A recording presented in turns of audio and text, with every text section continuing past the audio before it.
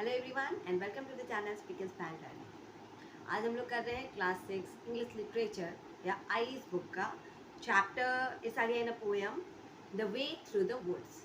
The way through the woods which is composed by Rudyard Kipling. चलिए सबसे पहले हम लोग देखते हैं रुडयार्ड किपलिंग के बारे में क्या है। Rudyard Kipling was an English short story writer, novelist and poet. तो रुडयार्ड किपलिंग एक शॉर्ट स्टोरी राइटर, नॉवलिस्ट और पोएट का नाम था। He was born in Mumbai in 1865. He wrote many famous poems like If, A Child's Garden and many more. तो उन्होंने बहुत सारे पोएम्स लिखे हैं जिसमें से काफ़ी फेमस वन है इफ़। मैंने ऑलरेडी अपलोड भी किया है इफ़ पोएम को अपने चैनल पे। चाइल्ड्स गार्डन और बहुत सारों में एक हमारे पास अभी है जो हम पढ़ने ही जा रहे हैं, the way through the woods. Before starting it हमें वर्ड्स जरूर जानना चाहिए, which are the difficult words. So words to know, coppice. Coppice is a word meaning to cut back young trees in order to make them grow faster. Coppice का मतलब होता है जब हम ग्रोविंग ट्रीज को कटिंग करते हैं, तो हम हिंदी में से कटाई छटाई कह सकते हैं। Heath. Heath is a noun meaning a large area of open land that is not used for farming and is covered with rough grass and other small wild plants. Heath एक ऐसे एरिया को बोलते हैं जो cultivating land जरूर होता है लेकिन वहाँ कल्टिवेशन होता नहीं है। जैसे कि कोई खाली जगह छोड़ा गया हो और उसमें बहुत सारे वाइल्ड प्लांट्स उग जाते हैं, घास उग जाते हैं, जैसे प्रेरी। प्रेरी क्या है? That is also a Heath. Prairie जो घास का मैदान है, नो दैट इज हीथ। एनिमोनिस। एनिमोनीज या एनेमोन्स, हम दोनों में से कुछ भी प्रोनाउंस कर सकते हैं इसे। एनेमोन्स होता है बट यहाँ पे एक राइम करने के लिए इस चैप्टर में, इस पोएम में हमने इसे एनेमोनीज पढ़ना है। So it is noun a small plant with white, red, blue or purple flowers that are shaped like cups and have dark centers. तो एनेमोनीज जो है एक प्लांट है जिसमें बहुत ही ब्यूटीफुल फ्लावर्स होते हैं और डिफरेंट कलर्स के, वाइट, रेड, पर्पल, तो डिफरेंट डिफरेंट कलर के फ्लावर्स इसमें होते हैं। Badger. Badger is noun, an animal with grey fur and black and white lines on its hair. उसके हेड पे ना ऐसे लाइंस बने होते हैं, वाइट एंड ब्लैक कलर के स्ट्रिप्स बने होते हैं। तो ये एक छोटा सा एनिमल होता है जो फरी होता है जैसे रैबिट, और ये खोदता है, थोड़ा सा रोल भी करता है ज़मीन पे। Next one is cantering. Cantering is a word meaning movement of a horse at a speed that is fairly fast but not very fast.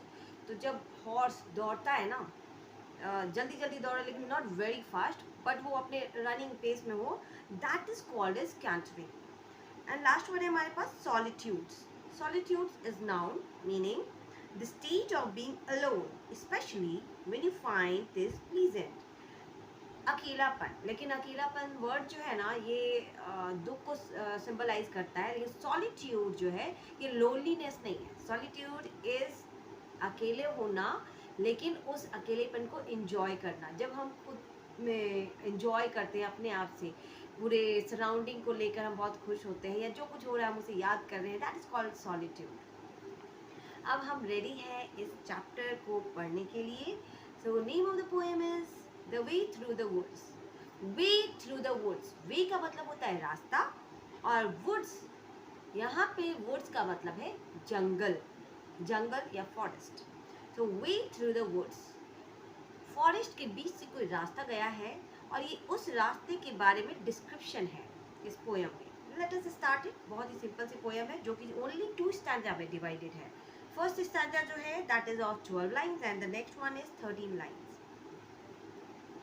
They shut the road through the woods 70 years ago. तो ये बहुत ही simple सी line है, ऐसे भी हमें समझ आ रहा है। They shut the road, उन्होंने रोड को बंद कर दिया। Through the woods, वो रोड जो फॉरेस्ट के बीचों बीच से जाता था, उस रोड को किसी ने बंद कर दिया है। और कब किया है ये? 70 years ago, बहुत साल पहले। 70 years पहले यहाँ से कोई रास्ता जाता था जिसे अब बंद कर दिया है। Weather and rain have undone it again. And now you would never know. There was once a road through the woods before they planted the trees. और ये करने में मदद की है वेदर एंड रेन ने। जब बारिश ज़्यादा हो और वेदर अगर फेवरेबल हो तो वहाँ पे प्लांट्स उगी जाते हैं। तो इसी बात को यहाँ कहा गया है कि वेदर और रेन ने मिलजुल कर, वेदर मौसम, तो एक अच्छा सुहावना मौसम और साथ में बारिश, अच्छी खासी बारिश होने के कारण यहाँ पे अनडन हो गया, कोई काम जो है वो किया गया था जो कि अब बंद हो गया है।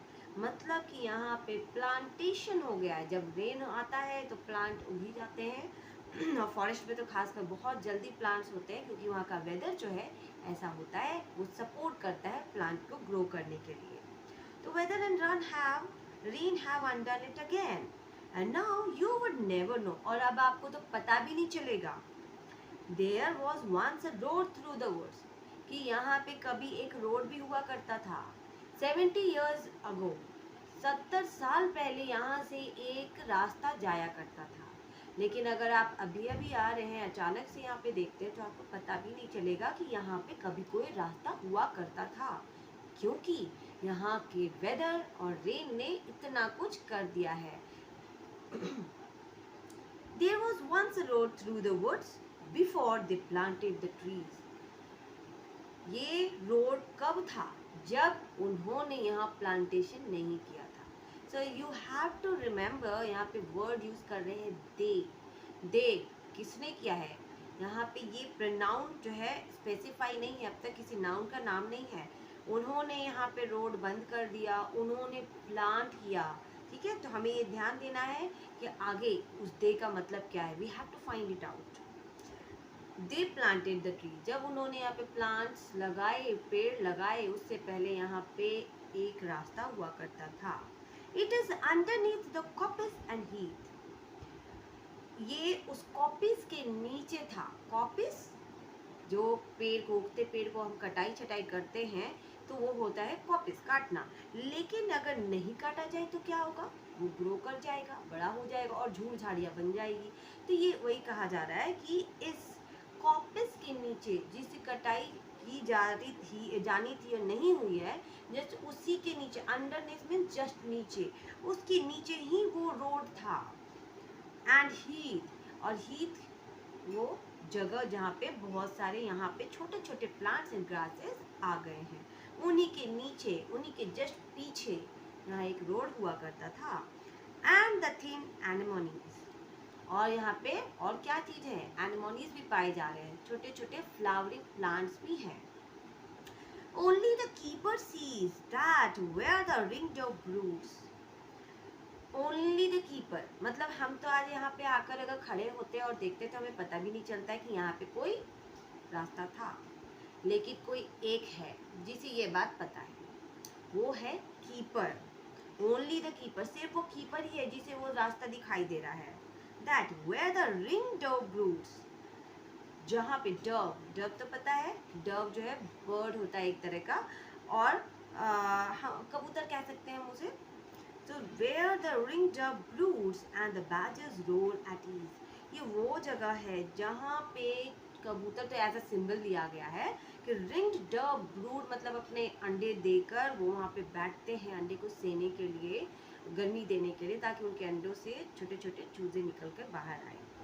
तो सिर्फ रिंग डव वहाँ पे ब्रूड करते हैं, और बैजर्स जो है वो फर वाला एक एनिमल, वो वहाँ पे रोल करता है यहाँ पे।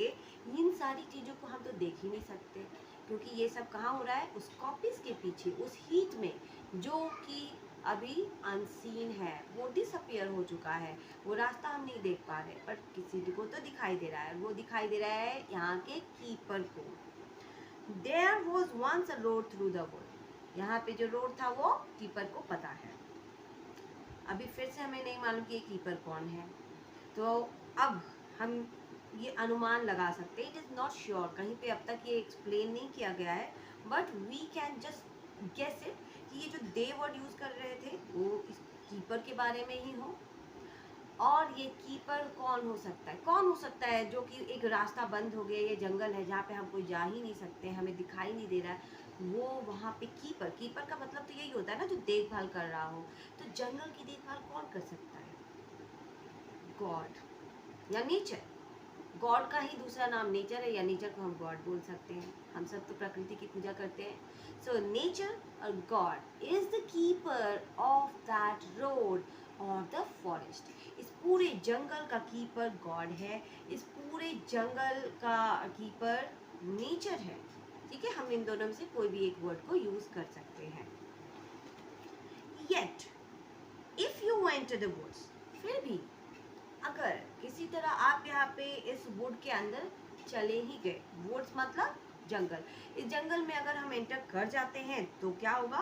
ऑफ द समर इवनिंग ले, समर के टाइम पे, गर्मी के मौसम में, अगर शाम के समय जब एक्चुअली में बहुत ही ठंडी ठंडी हवा बहती है, बहुत सुहाना सा मौसम होता है, अगर उस लेट इवनिंग में आप यहाँ एंटर करते हैं, when the night air cools on the trout ring pools, उस वक्त जब रात की सुहानी सी हवा, कूल एयर, ठंडी ठंडी हवा बह रही हो, और उस वक्त अगर आप वहाँ पहुँचते हैं तो आप क्या देख सकते हो? On the trout ringed pool, वहाँ पे पुल्स हैं।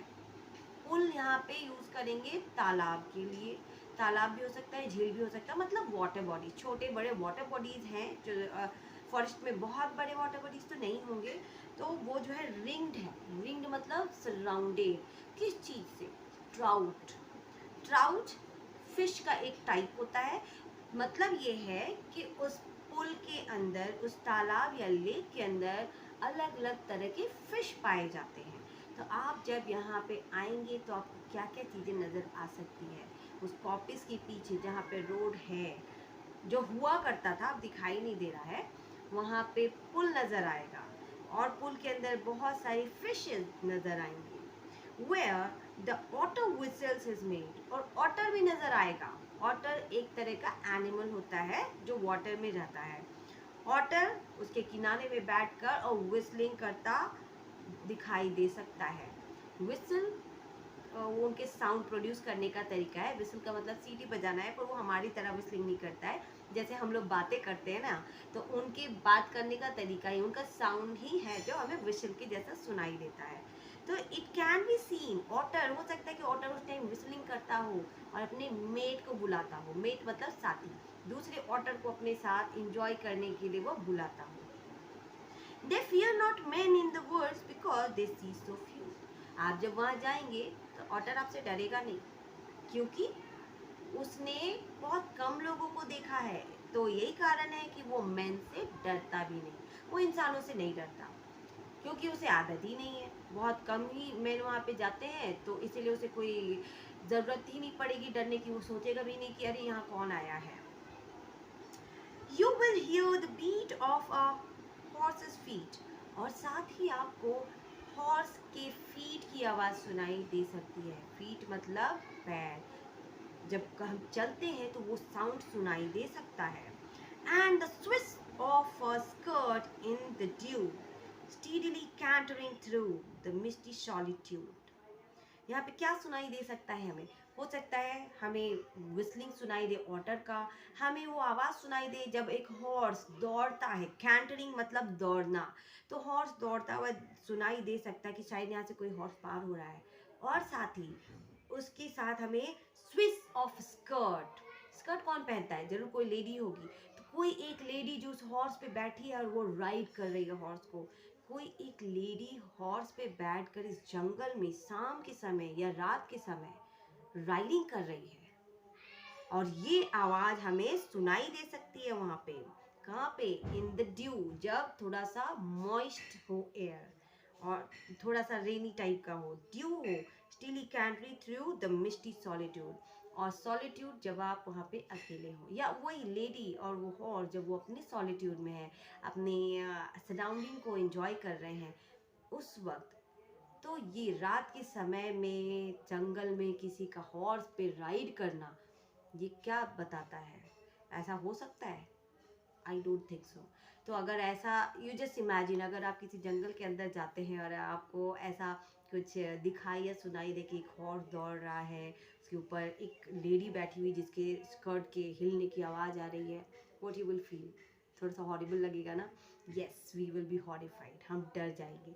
तो यहाँ पे जंगल का एक सीन क्रिएट किया जा रहा है कि यस जंगल के अंदर ऐसी चीज़ें भी होती हैं, that is called a super natural power, जो नेचर से अलग है, जिन चीज़ों पे हम भरोसा नहीं करते, कुछ लोग मानते हैं कुछ लोग नहीं मानते हैं, तो सुपर नेचुरल एलिमेंट्स भी होते हैं अकॉर्डिंग टू द पोएट, इसीलिए उन्होंने इस पोएम में इस चीज़ को डाला है। As though they perfectly knew the old lost road through the woods. और ऐसा वो क्यों करते, क्योंकि वो बेखौफ है, उनको पता है कि यहाँ पे एक ओल्ड रोड हुआ करता था कभी, but there is no road through the woods, लेकिन आज इस जंगल से कोई रोड नहीं जाता है। यही कारण है कि हम ह्यूमन जो है उस रोड से अब नहीं जा सकते, हम जाना भी चाहें तो हमें वहाँ पे जो वाइल्ड प्लांट्स हैं वो रोक लेते हैं, हमें उस पाथ पे जाने नहीं देते, जिसके पीछे बहुत सारी मिस्ट्री है, जिसके पीछे सिर्फ हमें वो एनिमल्स ही नहीं नज़र आ सकते, सुनाई दे सकते जिन्हें हम देखते हैं, बल्कि कुछ ऐसी चीज़ें भी हो सकती हैं जिनके बारे में हमने कभी सोचा भी नहीं है। तो nature and super natural element दोनों का एग्जिस्टेंस होता है वुड्स में या फॉरेस्ट में, ये पोएट ने इस पोएम में बताया है। बहुत ही प्यारी सी छोटी सी ये पोएम है, और इसके ज़रिए पोएट हमें क्या बताना चाहते हैं, the poet want to tell us nature is powerful. हम ह्यूमन क्या कर सकते हैं, हम फॉरेस्ट के बीचों बीच से एक रास्ता बनाते हैं अपने कंफर्ट के लिए, क्योंकि हमें एक जगह से दूसरे जगह जाना है, लेकिन अगर नेचर चाहे तो वो उसे रिक्लेम कर लेता है या कर लेती है। Nature can take its own things, its possession, return to itself. हम नेचर से कुछ चीज़ें नहीं ले सकते विदाउट इट्स परमिशन। हम अगर ऐसा कुछ करते हैं तो नेचर हमसे ज़्यादा पावरफुल है और वो अपनी चीज़ों को वापस लेना जानते हैं। तो यही कारण है कि नेचर ने उस रोड को जिसे हमने बनाया था उसे 70 ईयर्स अगो बंद कर दिया, और ऐसा कुछ भी जगह नहीं छोड़ा कि हम जाकर वहाँ देख सकें। और उसके पीछे नेचर का अपना ही एक तरीका है एंजॉय करने का, जैसे कि riding of horse by a lady which is mysterious, और ऑटर अपने मेट के साथ एंजॉय करता है। एक डव है जो कि अपने अंडों को ले करके उनको बड़ा करने के लिए काम कर रही है या कर रहा है। So this is how nature is surrounded everywhere around us. Nature ही जो है सबसे ज़्यादा पावरफुल है, नॉट वी ह्यूमन बीइंग। हम जो भी करें, हम चाहे जितना भी पावर बना लें, सोचते हैं हम कि वी आर द बेस्ट और हम सब कुछ डिस्ट्रॉय कर सकते हैं या हम सब कुछ क्रिएट कर सकते हैं, but that is not beyond nature. So this is what is the theme of this poem. I hope you have understood it. If you have any kind of doubt, you can ask in the comment box. Thank you.